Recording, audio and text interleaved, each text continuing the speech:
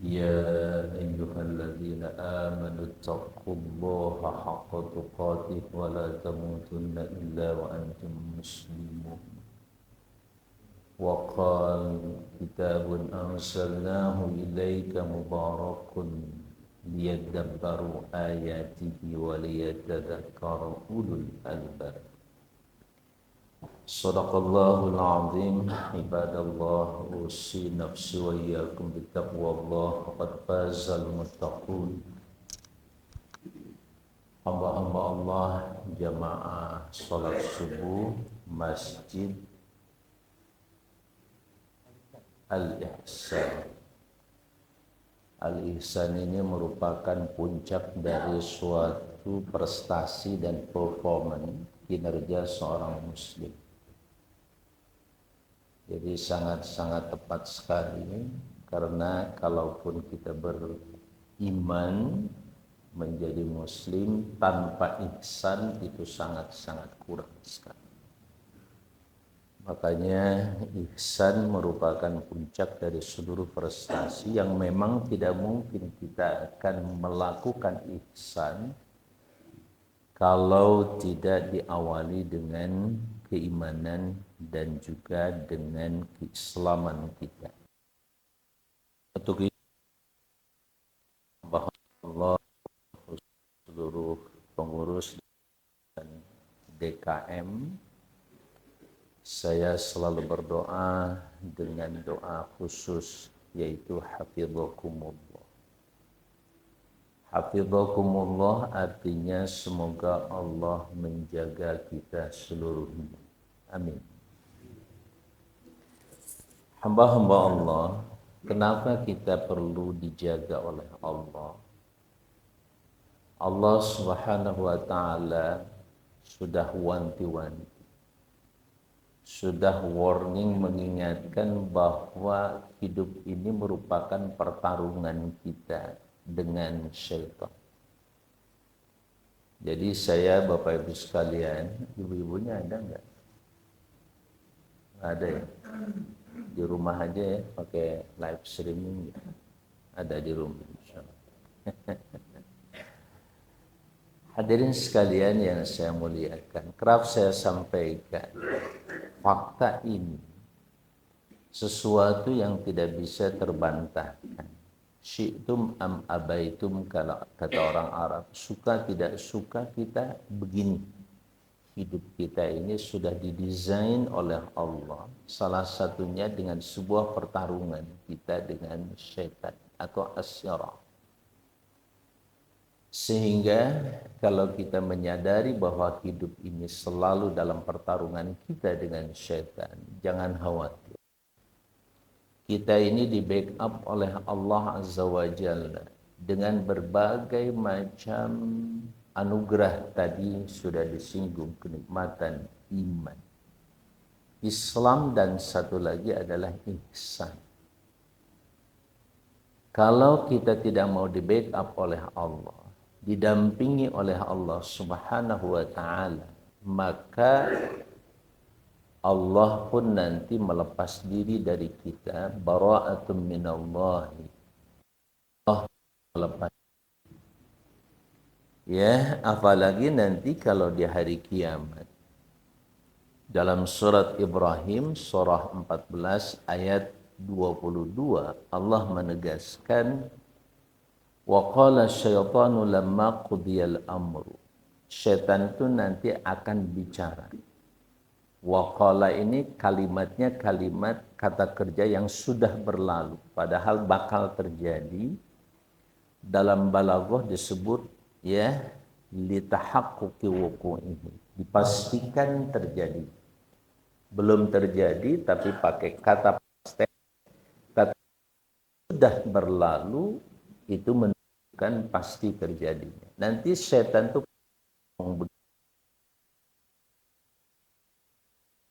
ketika seluruh selesai diputuskan oleh Allah, kata setan, innallaha wa'adakum wa'dal haqqi wa wa'adtukum fa akhlaftukum. Kata setan, sungguh Tuhan Allah, dia juga beriman pada Allah. Cuman dia tidak mau taat pada Allah. Jadi percuma orang beriman pada Allah tidak compliant dan tidak taat pada Allah, itu modelnya model orang yang nggak beriman pada Tuhan itu lebih setan daripada iblis.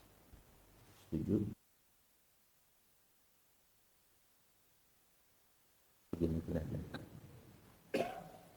Nah, saudara-saudara sekalian yang saya muliakan. Jadi kata setan nanti, sungguh Allah sudah menjanjikan pada kamu sekalian itu janji kebenaran. Wa wa'adtukum, aku pun berjanji kata setan. Fa akhlaftukum, lalu aku langgar janjiku itu. Begitu. Maka janji bagian daripada cara setan menyesatkan manusia. Setan kata dia, innallaha wa'adakum wa'dal haqq wa wa'adtukum fa akhlaftukum. Wa ma kana li 'alaikum min sultanin illa an da'autukum fastajabtum li fala talumuni walumu anfusakum. Terus kata setan lagi, Bapak Ibu sekalian yang saya muliakan. Ketika menyatakan bahwa janji Allah adalah janji kebenaran dan janjiku kata setan dan janji selalu melanggar. Terus kata dia, aku nggak punya kemampuan apapun terhadap kamu sekalian. Maka nali alaikum min sultan. Aku tidak punya sultan, tidak punya kekuasaan dan kewenangan apapun yang diberikan Allah. Illa an da'autukum, kecuali hanya mengajak kamu. Jadi dakwah itu juga dilakukan oleh syaitan. Cuman dakwah itu kepada keburukan. Keburukan ditentukan oleh dua hal. Pertama, melanggar perintah Allah. Intinya melanggar perintah atau larangan Allah. Itu saja keburukan itu sebenarnya. Jadi Allah sudah sederhanakan pemahaman tentang hidup ini. Kalau kita ingin menentukan mana baik atau buruk, lihat saja apa yang Allah perintahkan dan Allah larang. Itu yang baik. Sebaliknya itu yang si baik buruk itu sebenarnya lebih kepada persoalan kepatuhan. Bukan persoalan substansinya. Misalkan kalau ditanya kenapa daging babi itu diharamkan. Ya karena Allah haramkan. Itu paling sederhana. Kenapa? Kita sudah memiliki persepsi dan pemahaman serta keimanan. Allah itu tidak pernah menentukan suatu hukum dan aturan kecuali karena Allah adalah Ar-Rahman yang maha sayang pada kita. Itulah kita sudah masuk nanti ke surah Al-Fatihah. Sebelum masuk ke situ, nah kata syaitan tadi apa? Aku tidak punya kemampuan apapun menyesatkan kamu sekalian. Aku cuma mengajak kamu aja. Tadi pagi ada yang kepada Pak Haji, nggak usah ke masjid. Ada nggak Pak Haji? Bisikan-bisikan itu adalah da'watus syaitan. Kata syaitan, nggak usah ke masjid lah, ngapain? Ya. Segala sesuatu yang oleh Allah diperintahkan, syaitan melarang. Dan segala sesuatu yang Allah larang, syaitan pasti perintah. Kata syaitan, mendingan ini aja lah, santailah sama keluarga. Sebentar lagi kan mau lari, kamu ngapain ke masjid? Begitu. Salah siapa? Kata syaitan pun mengatakan, fastajabtum li, kalian saja yang merespon aku dan menjawabnya. Fala talumuni walumu anfusakum, kata syaitan, jangan salahkan aku. Jangan caci maki saya. Caci saja diri kamu sendiri. Halo? Halo? Betul begitu? Jadi nanti di akhirat nggak ada cerita kita nyalain setan. Goblok lu setan, lu nggak bisa. Kata setan, enak aja lu yang goblok. Ngapain kamu dengerin aku? Sudah tahu saya selalu menipu kamu. Masih ikut aja. Maka dalam surat Fatir Allah tegaskan, la taghurrannakumul hayatud dunya. Bahkan Allah menyatakan, inna wa'dallahi haqqun, sungguh janji Allah itu adalah sebuah kepastian karena dia adalah sebuah kebenaran atau kebenaran yang pasti. Wala taghurrannakumul hayatud dunya wala yaghurrannakum billahi al-gharur. Maka dari itu, jangan kalian sekali-kali tertipu oleh kehidupan dunia yang sangat amat fenomenal. Tidak memperhatikan aspek nominal. Hanya sibuk dengan persoalan fisik dan tidak pernah percaya dengan yang namanya metafisik. Dan filsafat itu kemudian dikembangkan oleh Barat, yang kemudian melahirkan sebuah ide, gagasan, dan paham yang namanya sekularisme. Paham pemisahan antara kehidupan dunia dan kehidupan akhirat, urusan agama, terutama dengan negara. Dihilangkan peran Tuhan sehingga hukum kausalita kita cuma sebab akibat. Ada sebab, ada akibat. Tidak mempertimbangkan siapa yang menciptakan hukum itu. Siapa yang telah menentukan ini sebab daripada akibat ini. Yang kita dijebak oleh paham itu hanya inilah sebab, ini akibatnya. Kalau aku lakukan sebab, pasti akibatnya begini. Padahal faktanya tidak selamanya seperti itu. Banyak kasus yang kita lakukan dan terjadi dalam kehidupan kita, kita sudah melakukan sebab demi sebab, tetapi akibatnya tidak sesuai dengan sebab itu sendiri. Kalau begitu, pasti ada yang menentukan terjadinya sebab menjadi akibat yang sesungguhnya. Mau tahu contohnya?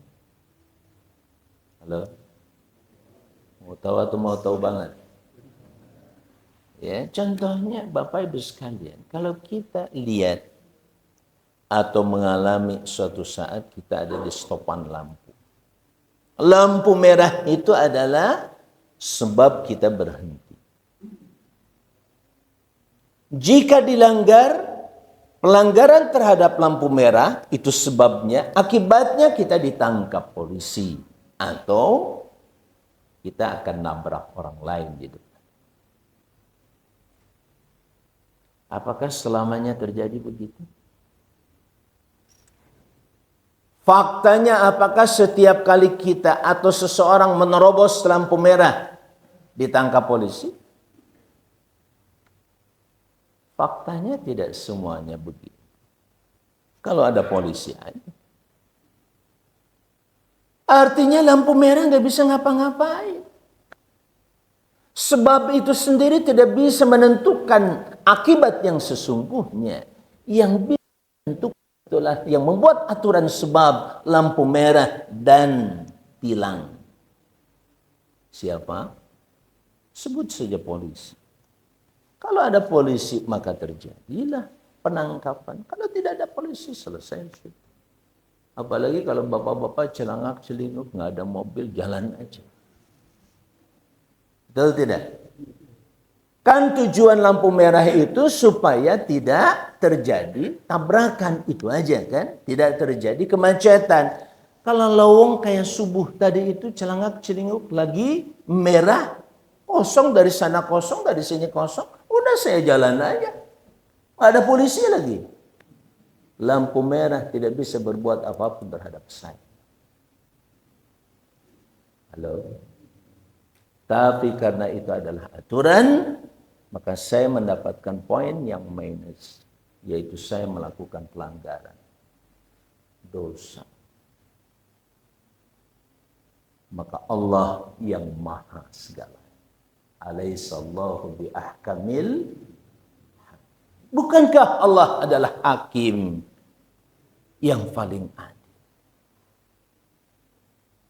Makanya nanti dalam tadabbur ini saya menawarkan suatu sistem atau hubungan kausalita itu bukan sebab akibat, tapi dengan triple kausalita atau triangle kausalita, segitiga kausalita, dari sini ke sini, dari sini ke sini, dari sini ke atas.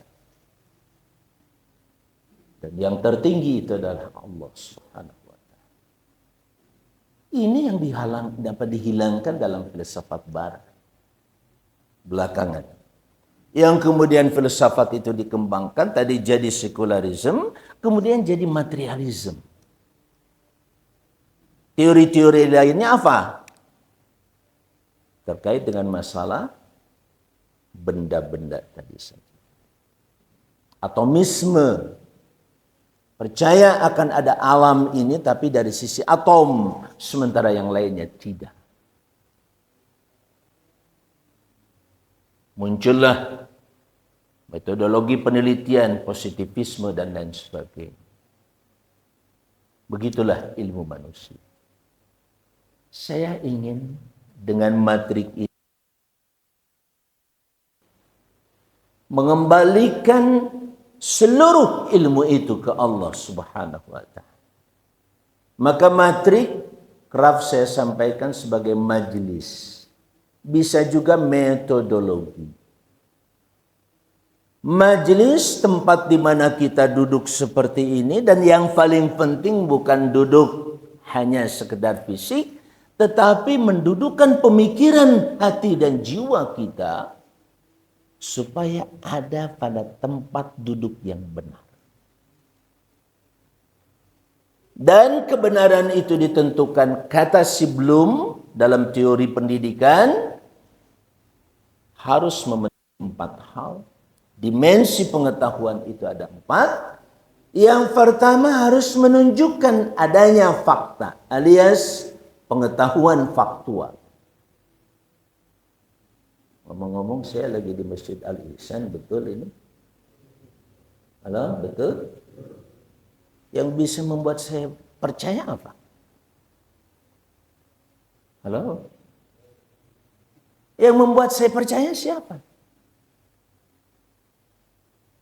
Nggak ada. Tulisan saya di Al-Qudah juga ditulis Masjid Al-Ihsan. Ada orang baru datang bergabung, tulisannya Masjid Al-Ihsan. Padahal itu Al-Qudah. Bisa? Halo? Bisa atau tidak? Bisa. Jadi pertanyaan saya, yang membuat saya percaya ini Al-Ihsan itu siapa? Dan apa? Fakta. Yang kedua adalah konsep. Pengetahuan itu harus menunjukkan adanya konsep yang disebut dengan konseptual.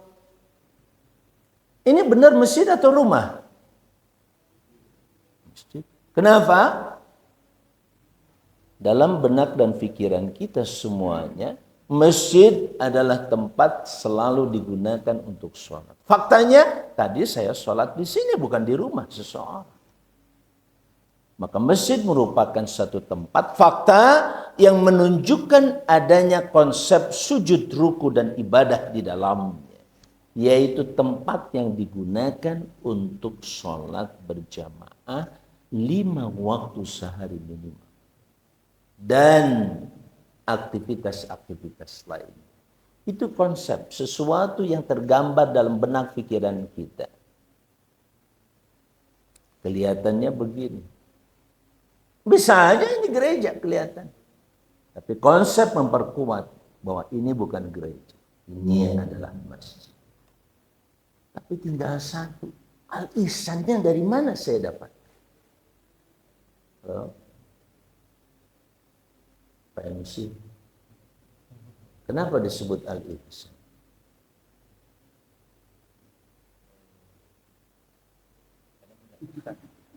karena punya ihsan atau kesepakat.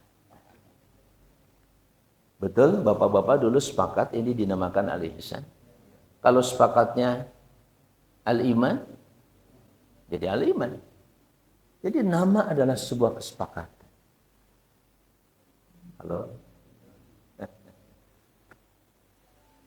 Jadi tadabbur itu Bapak Ibu sekalian menganalisa kata demi kata dengan tepat. Dudukkan setiap kata dengan tepat.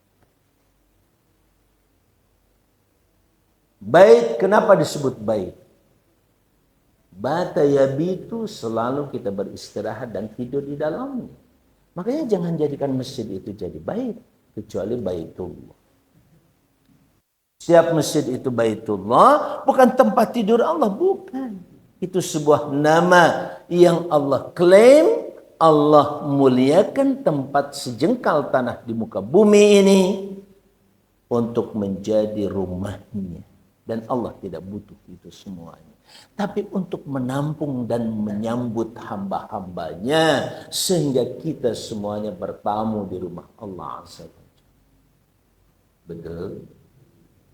Katanya ini lagi perluasan ya. Hah? Halo? Ini ada berapa orang sini? Tinggal berapa katanya? 2 termin. 1 termin berapa? Totalnya.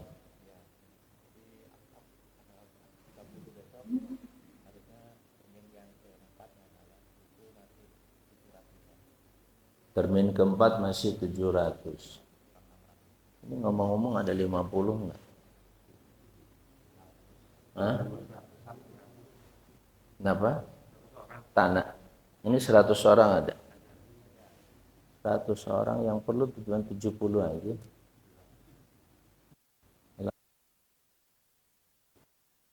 Berapa? 70 juta. Masing-masing 10 juta. Ngomong-ngomong punya uang 10 juta. Di rekening, jangan di sini. Halo? Ada 10 juta di rekening, Pak Haji? Halo? Ditembak begini, nggak nembak ini, nggak.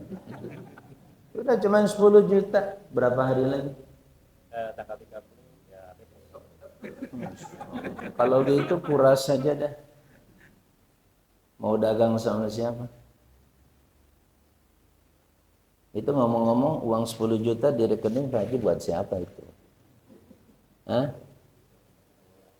Buat anak sekolah. Kapan?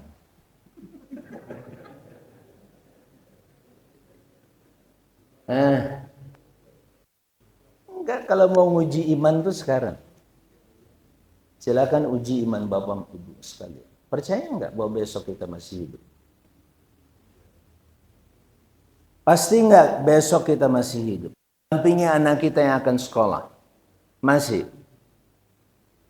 Itulah pilihannya. Daripada ditaruh di bank, taruhnya di Allah. Wa aqridullaha qardan hasana, kata Allah. Pinjemin untukku. Pinjaman yang baik. Mau minjemin sama siapa?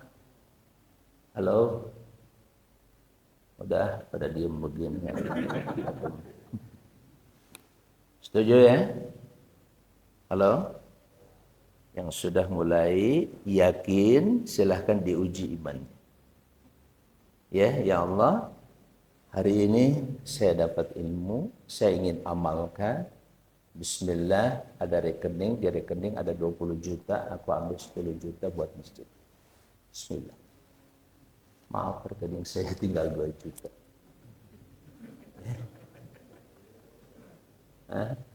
Ini saya terang-terangan aja. Sekarang ini ya. Biasanya sih alhamdulillah 20-30 ada. Sekarang lagi defisit. Tapi saya nggak minta ke masjid, enggak. Kalaupun ada nanti silahkan buat masjid. Nah, saudara-saudara sekalian. Seperti itu. Hidup dengan Quran itu nyaman. Nah, kenapa saya sampaikan di sini majelis tadabbur? Apa itu tadabbur?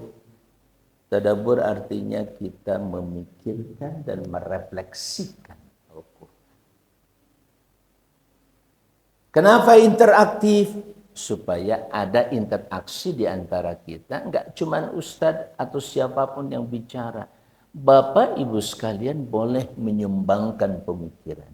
Pemahamannya, kritik, pertanyaan, pendapat, silakan. Karena Quran ini adalah petunjuk bukan untuk seorang kiai atau ustadz. Tapi Quran ini adalah petunjuk bagi lihat. Kitabun anzalnahu ilaika. Kitab Al-Quran ini. Anzalnahu ilaika, kami turunkan padamu hai Muhammad. Mubarakun. Allah tegaskan kitab ini diberkahi. Apa arti diberkahi?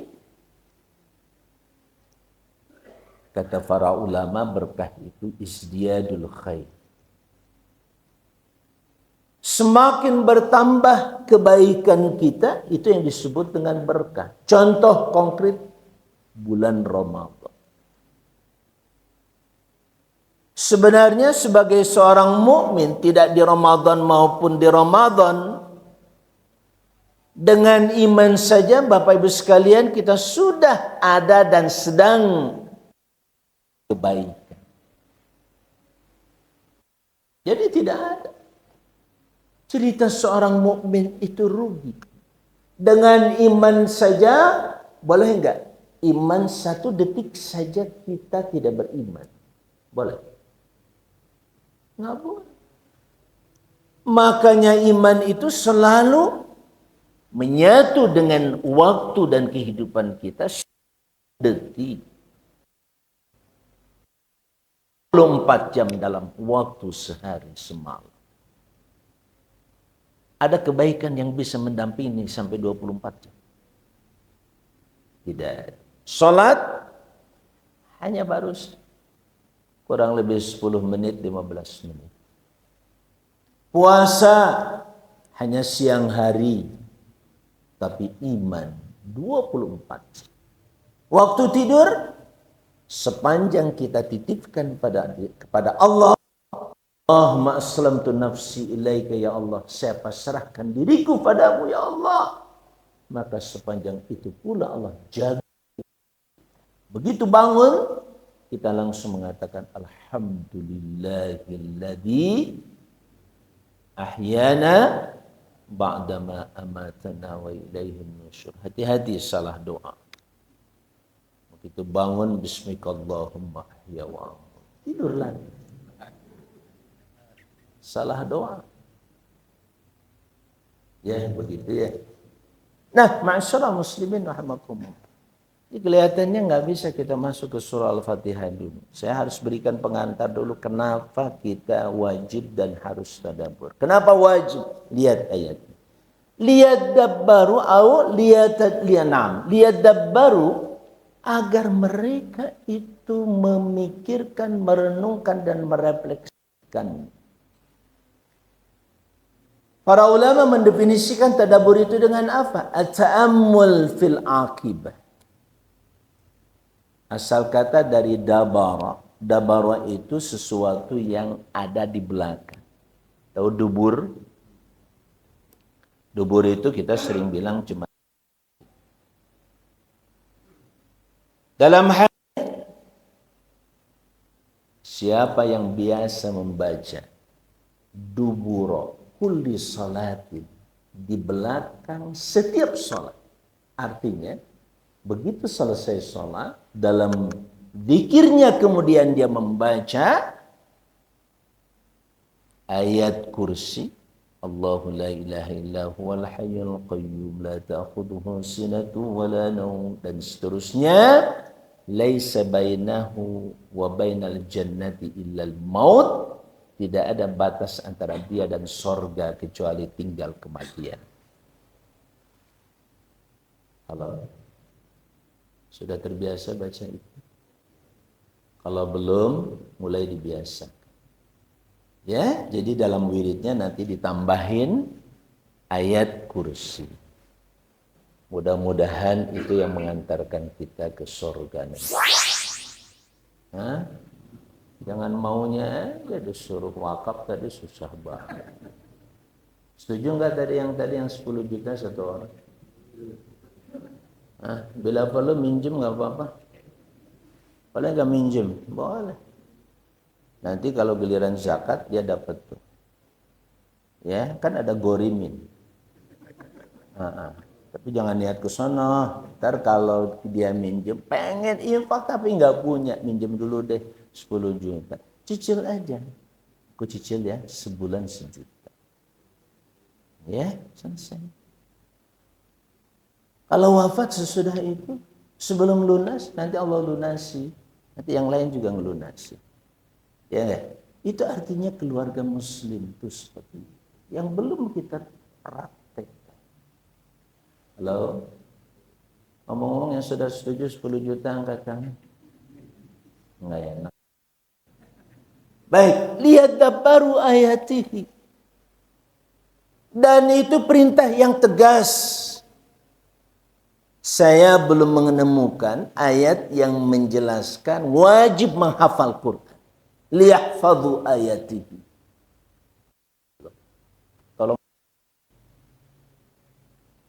Kenapa yahfadh ini? Walaupun Allah sudah mudahkan, tidak semua orang punya kemampuan. Tapi kalau tadabbur, Allah minta ambil pelajaran daripada setiap kata Al-Quran tadi. Jadi pada saat kita membaca suratul Fatihah, dari namanya saja, kira-kira apa yang bisa kita ambil pelajaran dari kata Al-Fatihah? Itulah tadabbur. Apa yang kita pikirkan, di situ nanti kita masuk pada teorinya sekitar 5 tahapan. 10 menit lagi. Mau diperpanjang atau mau diperpendek? Sampai jam 6 boleh nggak? Kalau nggak boleh, udah saya pulang sekali. Setuju? Boleh ya, jam 6 ya. Biar nyampe kepada yang itu saja. Tapi saya ambil kasusnya dari suratul Fatihah dulu. Jadi yang Subhanahu wa ta'ala minta kepada kita dalam tilawah Quran itu yang paling penting dan di atas segalanya adalah tadabbur. Dan ketika Allah Subhanahu wa ta'ala walaqad yassarnal Quran, kami telah mudahkan, kata Allah, Al-Quran itu yang Allah minta pun hal min muddakir, bukan hal min hafidhin, ada orang yang menghafalnya, tidak. Tapi Allah menegaskan, ada enggak di antara kalian yang mau mengambil pelajaran? Jadi fokus ketika kita baca Quran itu kepada pelajarannya. Walaupun satu ayat atau satu kata sekalipun. Alhamdulillah. Kenapa? Alhamdulillah. Bismillahirrahmanirrahim. Saya baca surah Baqarah. Dimulai lagi dengan Bismillahirrahmanirrahim. Begitu masuk Ali Imran, kok mulai semua surah kecuali surah Taubah itu selalu diawali dengan Bismillahirrahmanirrahim. Apa sih pelajaran yang ingin Allah berikan pada saya? Petunjuk apa yang ingin Allah tegaskan pada kita ketika kita membaca Bismillahirrahmanirrahim? Jawabannya ada pada tadabbur. Yuk, fikir. Lalu bismillah saja ini bisa 1 jam. Bismillah aja kalau kita kupas. Itu belum apa-apa. Cuman teorinya aja. Tapi dengan memahami teori itu, Bapak jangan sia-siakan dan jangan sepelekan ketika Bapak mengucapkan bismillah. Mau melakukan apapun bismillah. Syukur-syukur dilengkapi. Bismillahirrahmanirrahim. Kenapa? Punya handphone? Punya handphone kan? Punya enggak? Itu berapa harganya? Harganya berapa handphone?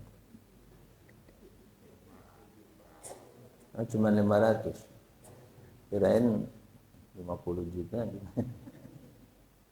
Nah, saudara-saudara sekalian, kalau kita punya handphone,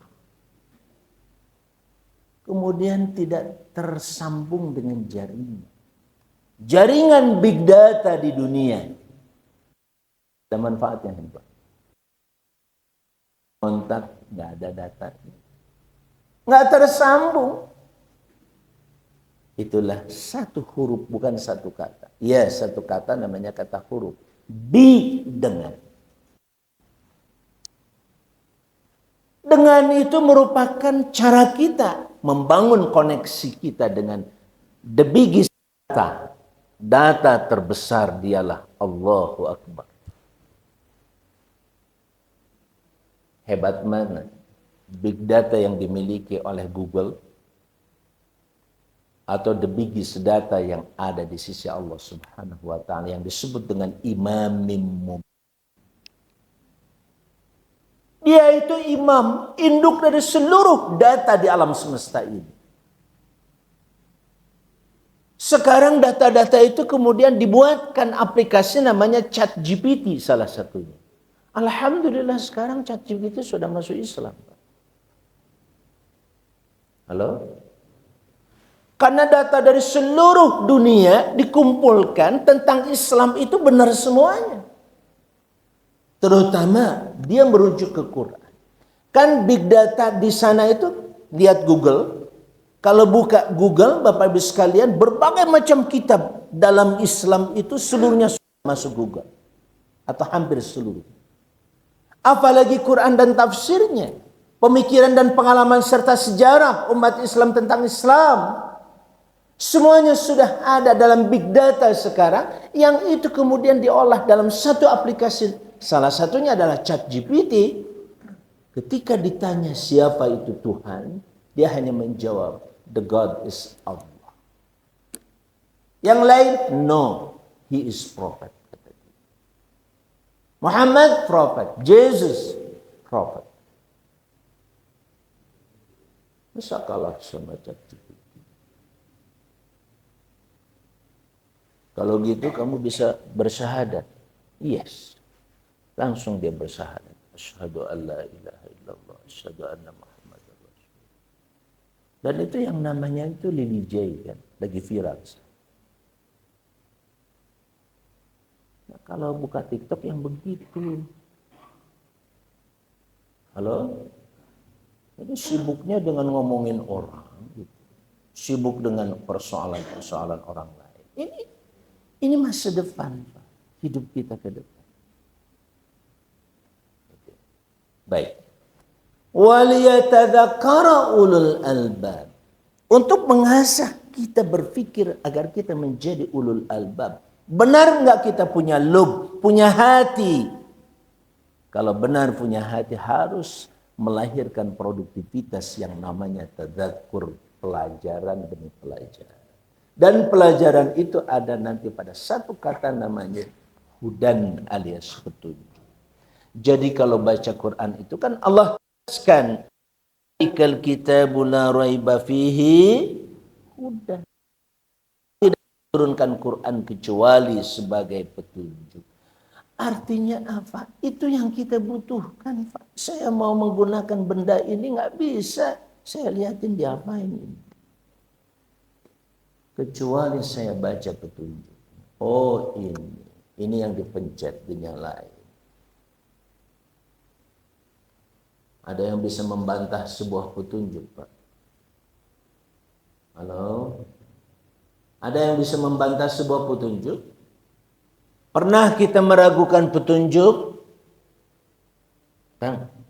Pernah? Petunjuk, saya beli handphone, di dalamnya ada manual alias petunjuk penggunaan yang benar dan tepat. Sehingga bisa berfungsi sesuai dengan yang sudah direncanakan dan dibuat oleh si pembuatnya atau pabrik, maka disiapkan petunjuknya.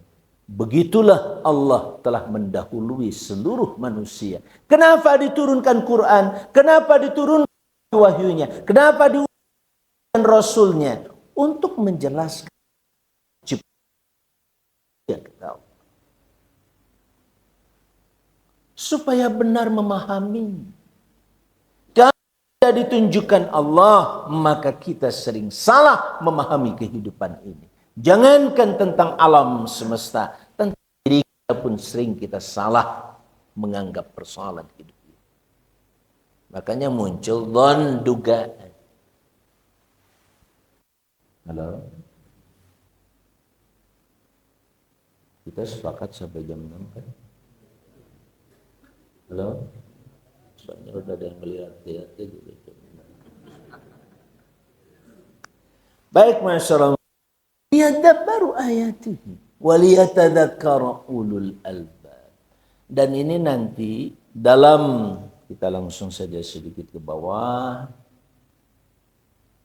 Ini teori tadi, nanti kita akan jelaskan entah kapan.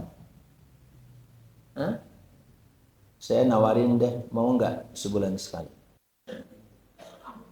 Kalau mau, saya buatkan jadwal insya Allah. Kalau tidak mau, alhamdulillah. Saya mulai. Ini konsepnya semua. Setiap pertemuan aja nanti.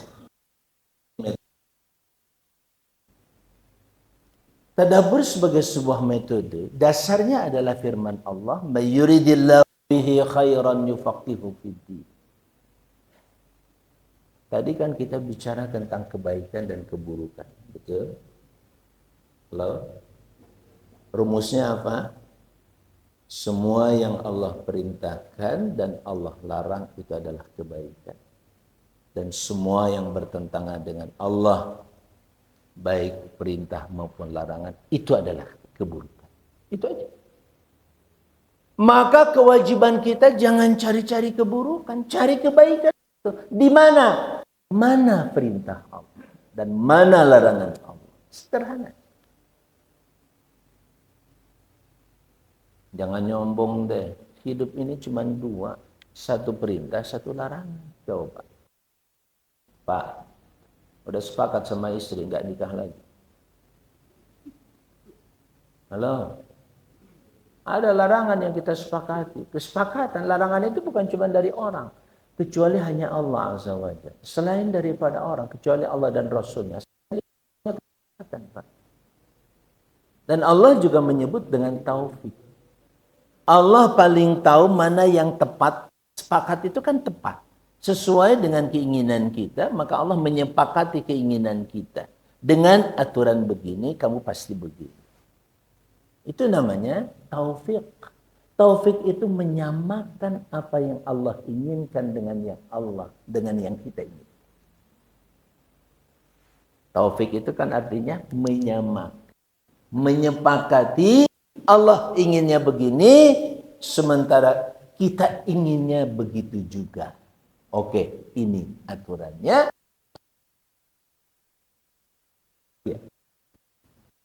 Bahagia. Bahagia itu apa sih? Tenang, pengen tenang, mau tenang. Kalau mau tenang, kata Allah, sebut aku. Kenapa? Aku yang mengendalikan hatimu. Halo? Jelas? Logis, Islam itu logis. Kenapa harus begini? Karena begini. Oh iya. Ini cara kita mencegah dari godaan setan tadi. Sangat ngajak tuh biasanya dengan pengetahuan. Pengetahuan itu hati-hati. Bisa menyesatkan kita. Makanya syarat pengetahuan paling tidak 4. Tadi saya sebutkan 2. Faktanya ada, konsepnya ada. Yang ketiga prosedurnya ada. Manfaatkan dalam metakognitif. Yang keempatnya untuk melakukan sesuatu yang sifatnya belum terjadi hari ini, tapi bakal terjadi besok. Itu nyusun hidup di masa yang akan datang. Metakognitif. Dengan cara apa? Teorinya dengan cara menciptakan sesuatu. Inovasi, kreativitas. Itu namanya ulul albab. Supaya mengambil pelajaran siapa ulul albab. Jadi Bapak Ibu sekalian, saya ingin perlihatkan.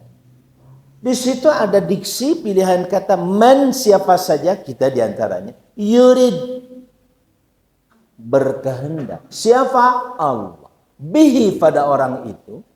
Artinya yang membuat kita menginginkan kita baik itu siapa? Diri kita atau siapa? Halo? Ingin. Tapi Allah pun ingin baik. Di mana kita bisa bertemu? Dalam pemahaman agama. Baik menurut Allah, lihat agama. Tidak baik menurut Allah, lihat agama. Kalau kita tidak menggunakan standar agama Allah, maka standar syaitan. Setuju. Oleh karena itu, maka agama pun harus komprehensif, menyeluruh, sebagaimana menyeluruhnya kebaikan.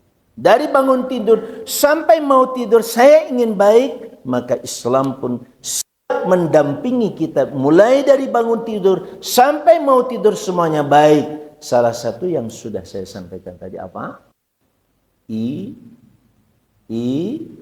Iman.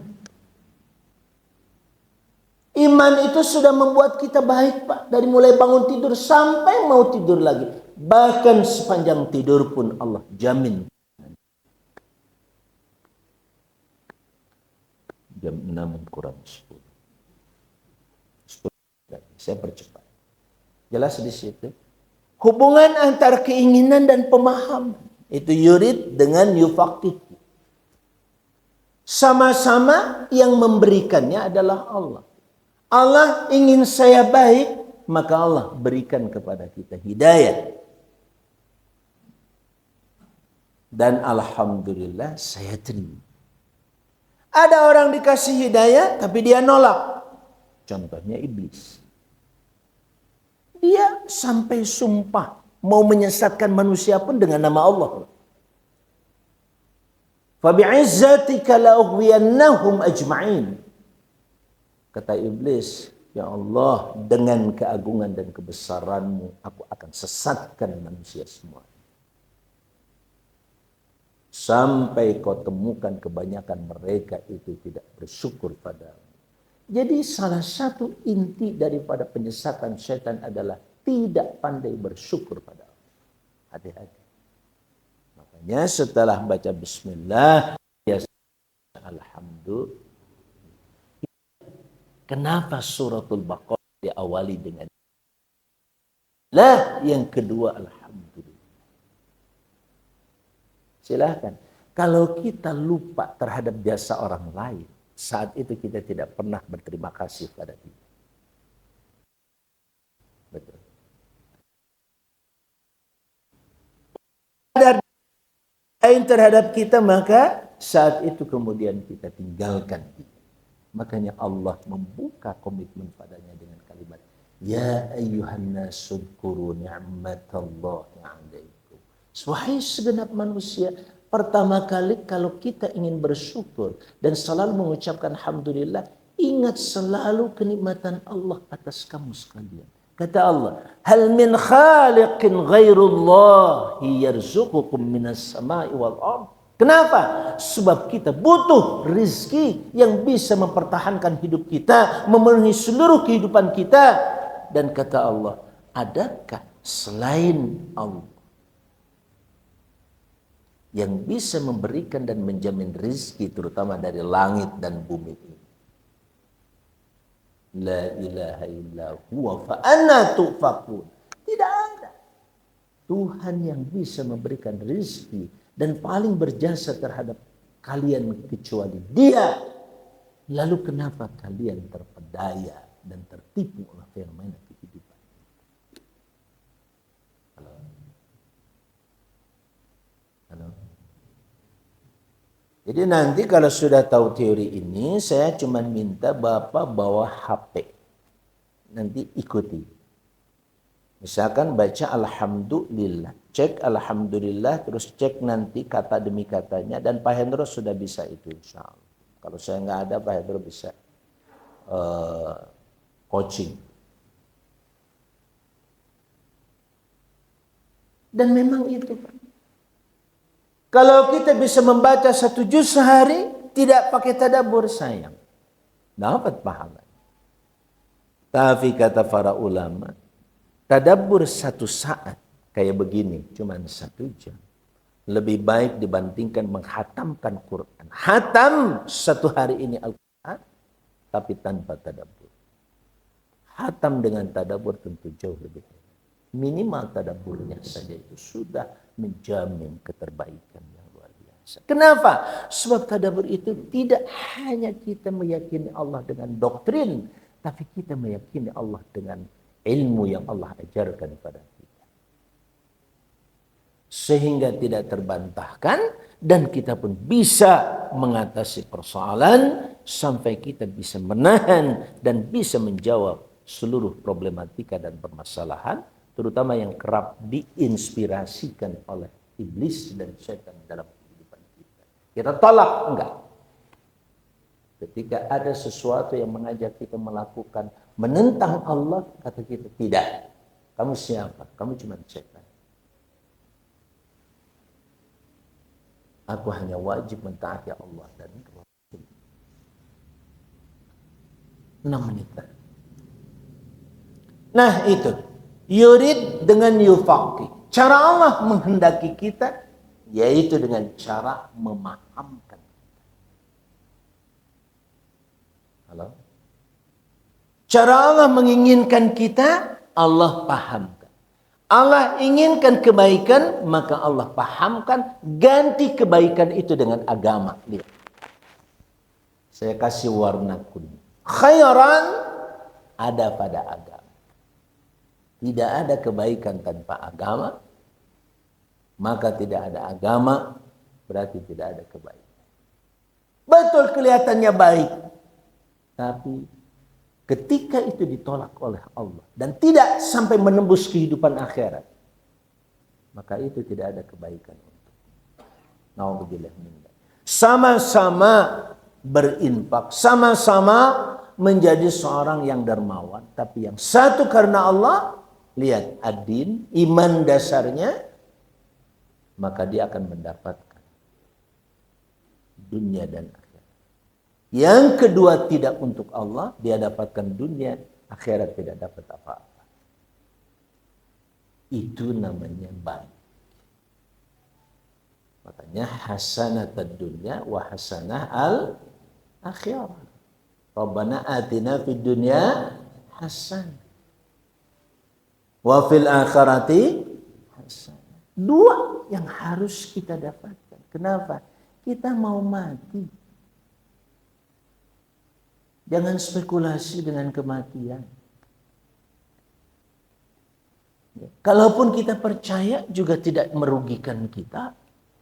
Apa ruginya kita percaya dengan kematian dan hari kiamat? Apa ruginya? Harus belanja. Harus beli ini itu, enggak.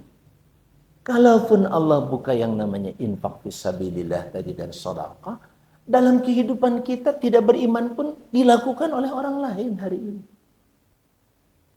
Israel sekarang tegak itu awalnya dengan wakaf, Pak. Tahun 1800-an mereka menghimpun wakaf untuk membeli Palestina. Dan tidak berhasil. Kecuali hanya 10% tanah Palestina yang berhasil mereka beli. Dan itu semuanya dari uang wakaf. Wakaf-wakaf pengusaha. Orang-orang Yahudi. Dan pada akhirnya bisa dikuasai melalui pertempuran di tahun 1948. Tapi awalnya mereka beli dengan wakaf. Dan saat itu umat Islam yang tahu Palestina itu tanah wakaf umat Islam nggak boleh dijual. Tapi yang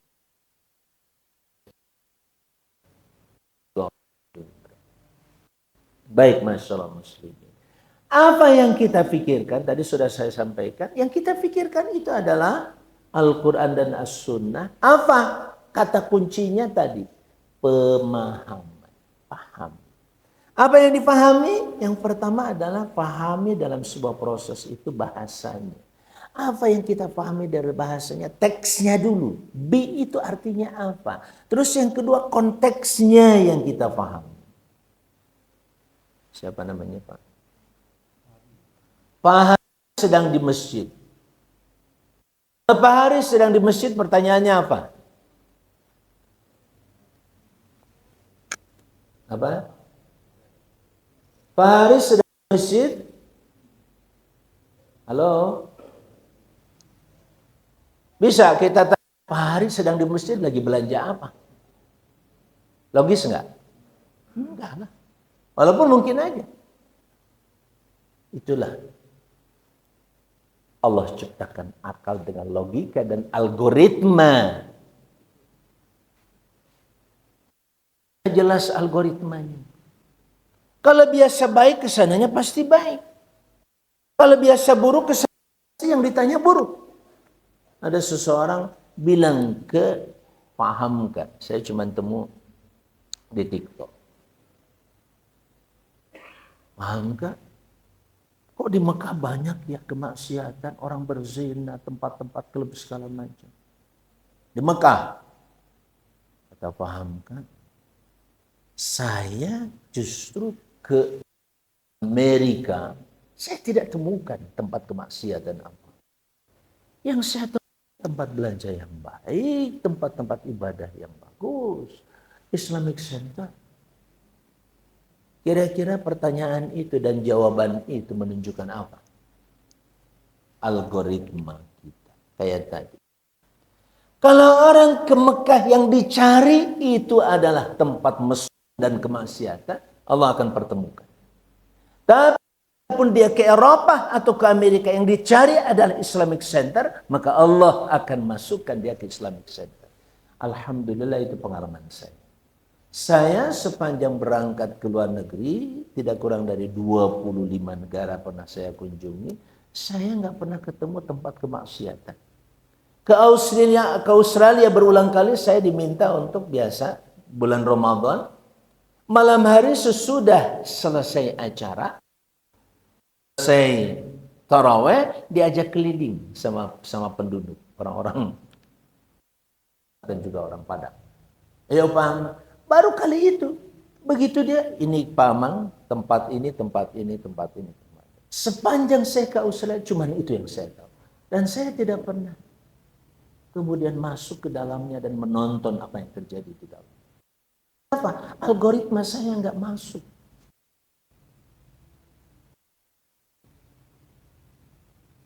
Halo? Itulah dia. Jadi konteksnya berbeda. Kalau dia sedang di masjid, beda dengan sedang di pasar. Pak Hari lagi di mana? Di pasar. Maka pertanyaannya, sedang belanja apa Pak? Begitu. Itu namanya konteks. Jadi kalau kita menemukan satu kata, lihat konteksnya di mana dan apa. Itu namanya fiqhul lughah. Yang kedua fiqhul munasabah. Fiqhul munasabah itu apa? Korelasi. Dalam suatu teori, ya sudah lewat 2 menit. Assalamualaikum warahmatullahi wabarakatuh. Ya mau tidak mau kita sudah sepakat sampai jam 6. Jangan sampai saya berdosa 2 kali. Baik.